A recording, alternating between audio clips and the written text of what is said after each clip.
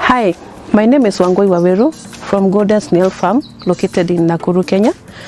I am an entrepreneur doing snails and I've been doing it for the last 6 years. Have you ever thought of something like this? This is something that you can earn from, and I am going to share my story with you.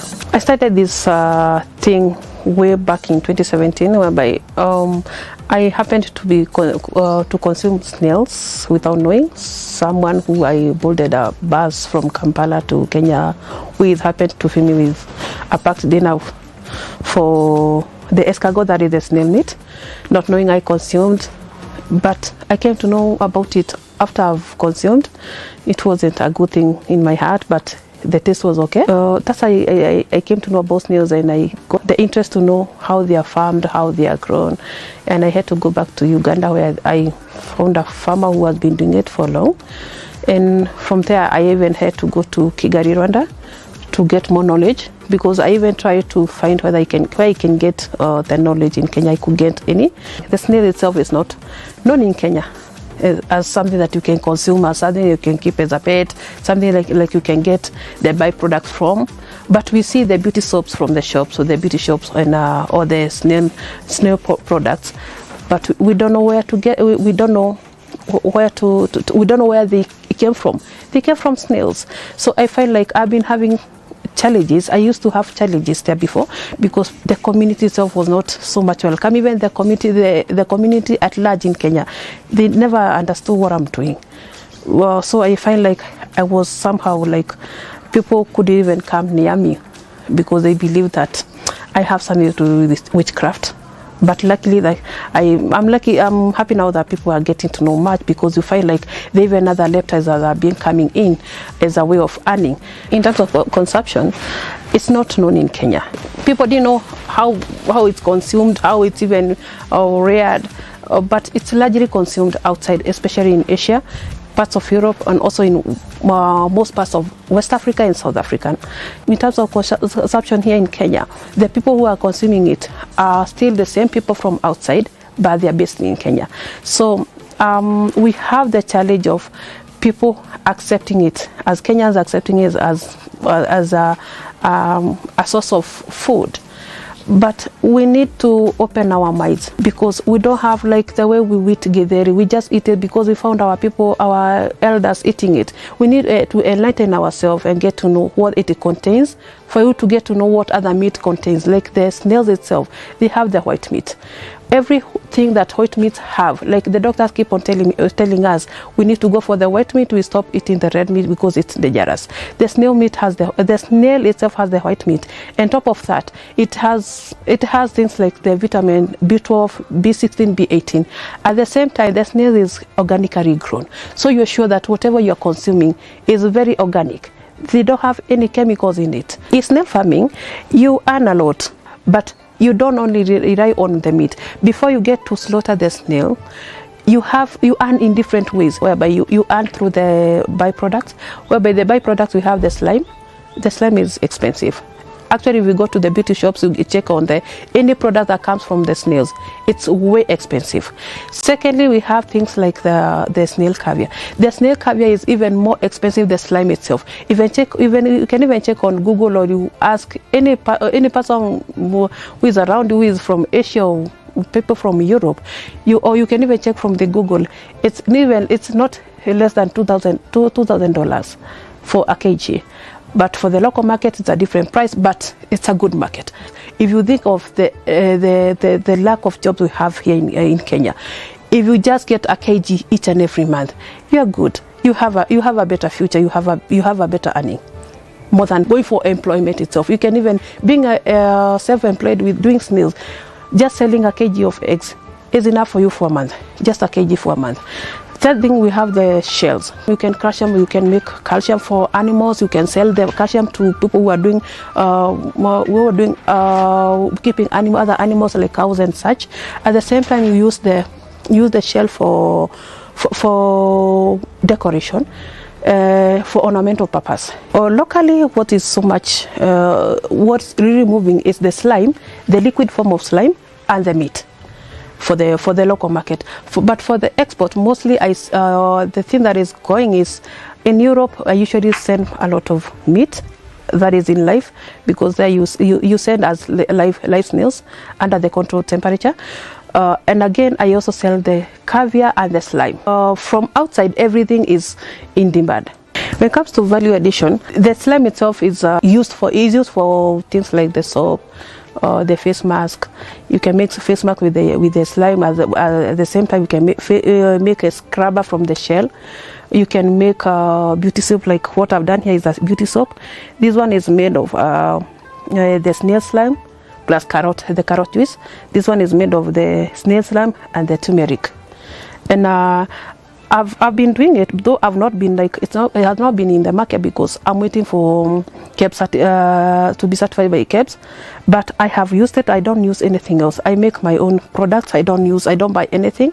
I also make my product from, even for the laundry soap, I make my own. I don't buy from anyone. And again, people who have tried it. I tried it by giving it for free to some ladies, and the response I got from them is 100%. No one had a negative response, and they've been like, now we want to buy, but I don't want to sell to them for now because I really have to work with KEBS first, let them certify me, and so that I'll be able to be in the market with the soap. But this is another employment you can get from people. You don't have to be a farmer. You can even buy the slime and make your own, try to make your product and sell to the community. Rearing snails doesn't involve so much in terms of feeding, because the things you feed them with, you can naturally grow them in your farm with your kitchen. You can even use your small kitchen garden to grow everything for snails, because for snails, whatever you feed them, like with carrots, with the kales, you don't feed them with the kales every day, because you have to skip one day when feeding them. Because once you feed the snails today, you have to skip tomorrow, because when you feed them each and every day, and that is overfeeding, they are going to die of protein. So you feed them today, you skip tomorrow, you feed them with water tomorrow. The day after, you feed them with something like calcium. You make calcium from eggshells and such. You can make from eggshells, you can make from things like the lime. You mix with the soil, they're still going to consume it. So you find like whatever you are feeding them with, it's available. This is something you can grow from your farm. You don't even need to buy from. I don't even advise people to buy from outside, because maybe you can buy kales from a market. How sure are you that they don't have the chemicals? Because people are used to using foliars, chemicals. People use fertilizer. All those are chemicals. You're supposed to go for a natural farm, a farm that you monitor and get to know exactly the kind of fertilizers used there, like the organic fertilizers, but not the chemical fertilizers. Yeah. So you find like feeding them doesn't cost much. Cost very little, very manageable. And doesn't the income that you're getting, it's way, and the feeding part of it, nothing compared. You cannot compare, because there's very little you're going to spend in feeding them. For you to become a snail farmer, it will have to start from your heart, because you cannot rear a snail or a snake or whatever, or even whatever, any animal, having not loved it from your heart. So you have to start from your heart. From there, you need the knowledge, because you don't just go into a business just because it's booming and you have zero knowledge about it. You're going to fail. You're going to fail, and you're going to burn a lot. So it's better you have the right knowledge. You have the love you have the love for the snails. You support them to go for the training from any source, better for you available. Then from there, you need the permit from the KWS, because the snails is under the animal orphanage under the KWS. You need the permit from the KWS, and definitely when you go to the KWS, they have to know where you got your training from. They have to get to know whether you are trained or you're just coming to business and you know nothing about it. From there, you need structures and the starting breeders. That's how you start as a beginner. You need to start small. Like you're supposed to start with at least 20 kgs of breeders, which is manageable, and you start from where you can even learn more from what you got from your training. And what I've done here, this doesn't. It costed me around 250,000 to start the structure plus the breeders and everything. But for me to go to 250,000 is because I enlarged the farm. I never started from this one. I started in a small area, then I've added the farm. So you as a beginner, you don't need to start with this much. You just need to start with at least 20 kgs of breeders, which will cost you around 32,000, because each kg is 1,600 for breeder, that is. Then for the structure, it cannot cost you more than 5,000 as a beginner. And plus the knowledge and everything, that will cost you around 35 to 40,000. We have different species. Actually, we have different breeds with different species. Like here in Africa, we have the giant African land snail as a breed, but it has several species. Like what I have here is the AF. We call it Achatina africa. We have another one called AA, that is Achatina achatina. We have the magnata, that is Achatina magnata. We have the Achatina magnata ovum, etc. We have several breeds. We have several species. In Asia, they have a different snail. They call them the Asian snail, but normally known as Roman snail. It's a certain snail that can survive anywhere. Even here in Africa, we have them. When it comes to selecting a breeder, you really have to check on several things, especially the age, the weight, and the size. Yeah, and by this I tell you, by telling you this, I mean, like, you can find a snail which is let's talk of 3 months old. There's another one which is 4 months old. So if I like the size of the 4 months old, it's bigger, but the size of the 3 months old, it's heavier. What does that tell you? That tell you that the 3 months old, it's more healthy than the 4 months, and this is how you select the breeder. You don't go for the size or the bigger size or the old one.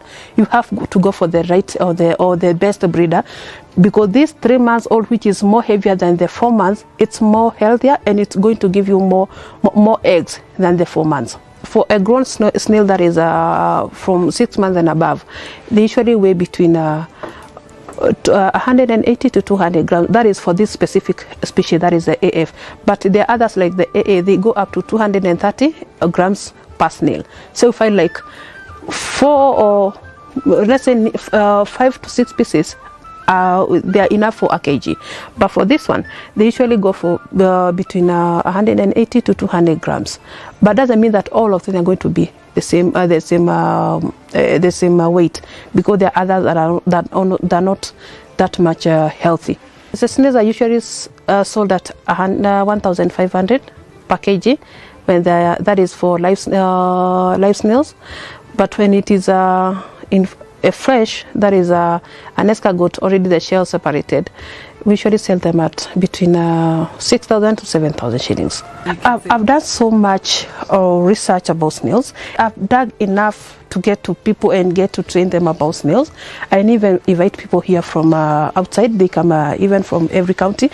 At the same time, I go to some counties when in case they need me.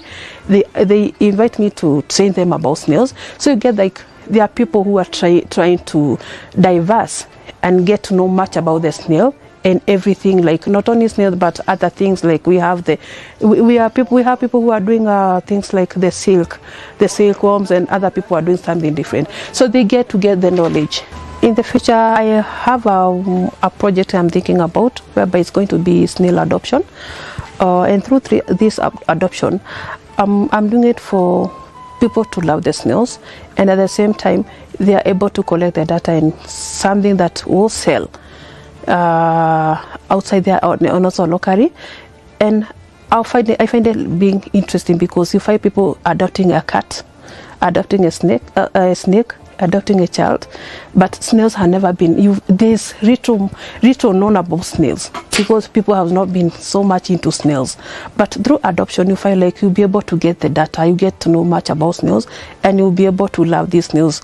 They really have to stop being seen as witchcraft or something like that. We really need to love these things. That was my story as a snail farmer. What's your agribusiness story? Share it.